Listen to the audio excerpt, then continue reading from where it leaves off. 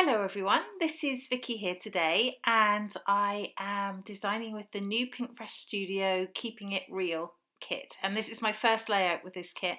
It's beautiful. You can see here there's lots of cardstock stickers, puffy stickers, two gorgeous alphas. There are also die cuts, there are puffy words here, and then lots and lots of different papers, which I'll just do a quick flip through.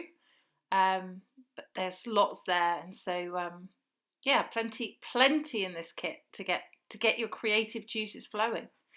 So I chose 3 different papers here. This floral, which has the pink and green predominantly, and then 2 of the green papers. And what I wanted to do was to make my own butterflies. So I cut a square and a circle from each colour. So my square for this was 4 inches and my circle was 3 inches. And I'm going to just score along this at every 1/4 inch. It's quite a small score line there. So I do the circle and the square in exactly the same way. And I just have this great scoreboard, so it's very quick for me to do that. And now I'm going to concertina it. Now, actually, the best way to make a butterfly is to score this diagonally across from the point on a square. And I forgot that. So I have to improvise a little bit, but I'm still happy with how it turns out. So yeah, so normally you would start at the corner of the square and you would fold. So you'd have ever increasing folds and then they would decrease in size. But I did it this way, so you'll see how I overcome that in just a moment. So I'm just fold, fold, fold. Nearly there. Excuse me. So, okay, so what I want to do is put them together like this and then fan out the wings.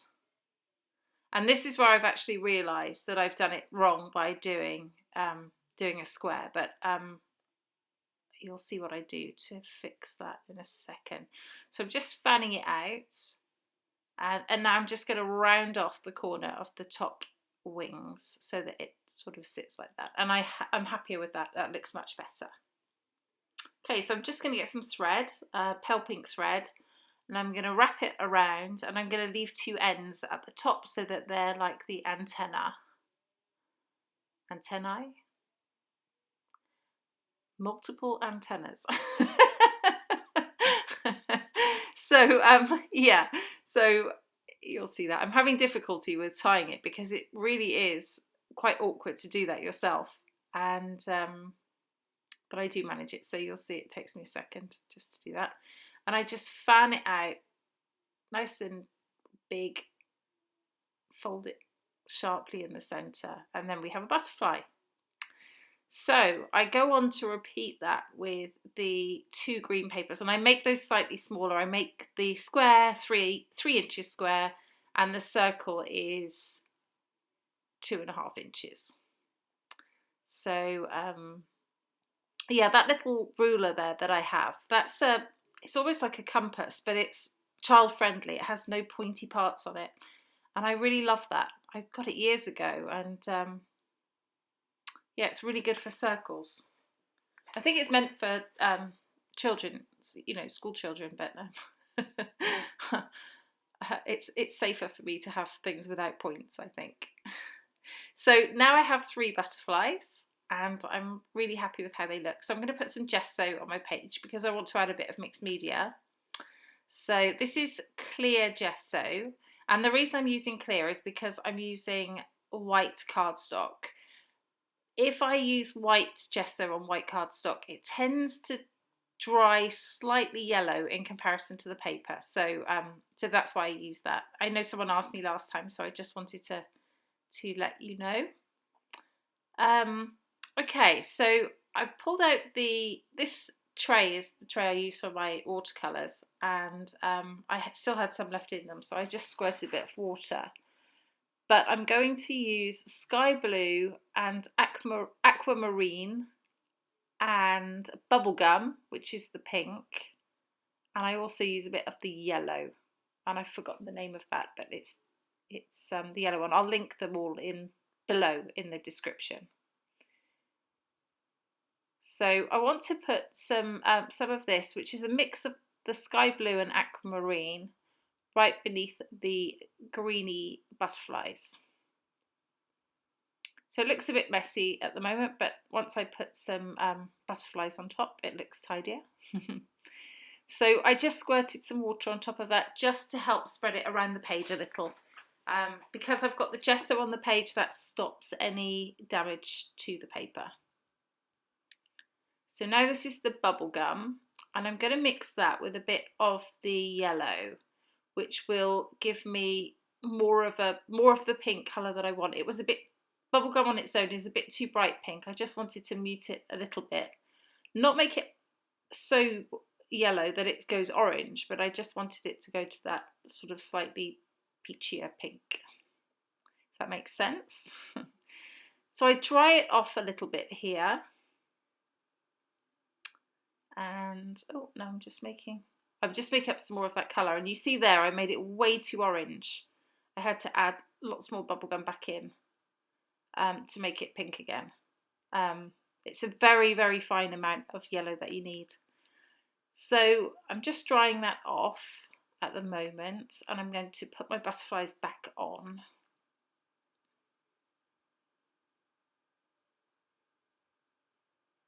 In the positions that I want them. And when I was making the butterflies, I glued the two pieces together with my glue gun, just in case you missed that, just to make sure that they stayed together while I was bending and twisting them.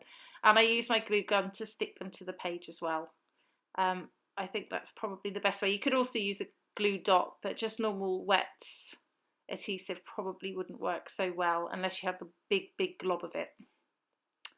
So, okay, so those are stuck down, and I'm just going to put some more mixed media on here. So I wanted to just highlight around the butterfly. So I just add a little bit around just to give that definition. So I want the messy watery colour look, but I also want the definition around the wings. So that's what I'm doing here. And I'm doing the same with that bubblegum and sky blue mix that I made, exactly the same way on these two butterflies. So there you can just see a little bit more definition around the edge, but still with that messy watercolory effect. So this picture is of my niece, and she is smiling. She's got a really pretty smile, but she doesn't smile very often because she's 13. I don't think I need to say any more. I think it's a universal 13-year-old thing to do. So but yeah, I love this picture because she is smiling and she just looks so pretty. And I'm pulling out these the die cuts, the floral die cuts. Always love me a bit of floral, but because I want to stick really just to the pink, the peachy and the pinky and the green, I needed to cut some of these florals out. So I didn't want to introduce more colours. So what I do is I pick out the ones that I like and I cut the florals that I want, and that gives me the pink, the peach, and the green that I want. Well, actually, I don't cut any green ones because there are no green ones. But I really like how that comes out, and you can always do that with die cuts. Don't be afraid to cut them up. You know, if you won't use them whole, then there's no reason why you shouldn't cut them. Okay. So I'm just going to put a tag up there. That's a little, these are the other die cuts that you get with the collection. That little tag says authentic, and that one says on today's walk. So yeah, quite like those. Just picking out the green and the pink things. So more florals cutting here, just to add to that.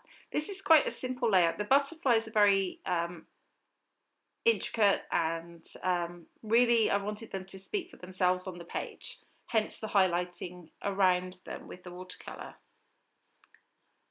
So there aren't a lot of embellishments that go on with it, but you'll see as we're going along. So I'm going to start to stick the photo cluster together, and I'm going to distress the edges of the photo mats that I have here, just to add a bit of extra texture. And that piece, of course, is ripped at the bottom, so we're texture-tastic today. So I'm going to put that on today's walk there, and then I'm going to distress the authentic a bit and stick that. It overlaps on, so all you see is today's walk. Okay, and I think, yeah, I'm going to pop this up on foam just to add a bit of dimension, and I'm going to distress that tab at the top as well. So I'm going to place my flowers around the picture. They actually move from that spot. I should have taken a photo at that spot because I like it, but they do slightly move, and but yeah, you'll see how that comes about. Okay, so I decide my title is going to be Current Mood because she's smiling and enjoying her walk. So I'm using Current Mood, and then this cardstock sticker which says Enjoying This. And I think that works really well together. I just cut the title out on the plastic to start with so that I can place it and see if I'm happy with where it is. It's just easier for me to do it that way. So I'm going to start to stick things down, the photo and the florals. Just putting some foam on the back of some of them just to pop them up a little bit.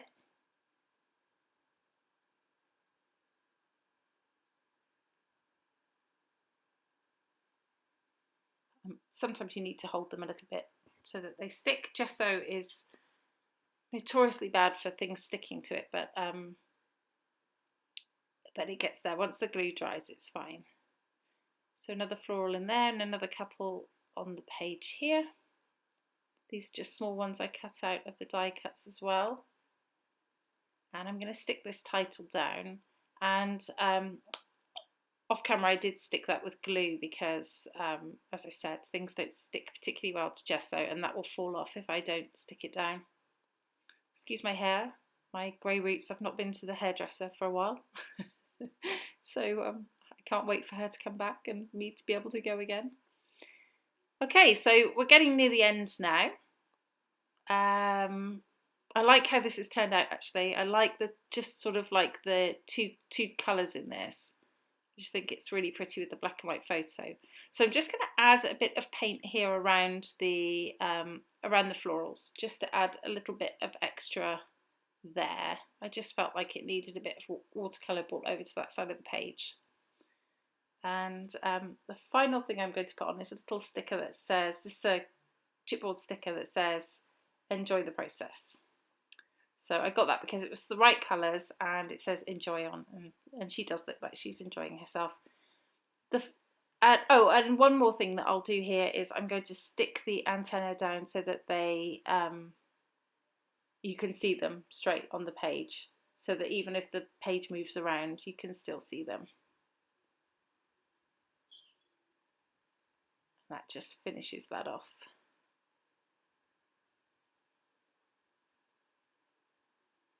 There we go. That's it. That's your final layout. So I hope you like it, and I hope it gives you some inspiration for the keeping it real collection, which is beautiful, as you can see. There are some close-ups coming up so that you can see the project more closely, especially those butterflies. Thank you so much for watching. I'll put all the information below, and if you have any questions, please do shout out. Thanks. Thank you again. This has been Vicky for Pink Fresh Studio. Bye bye.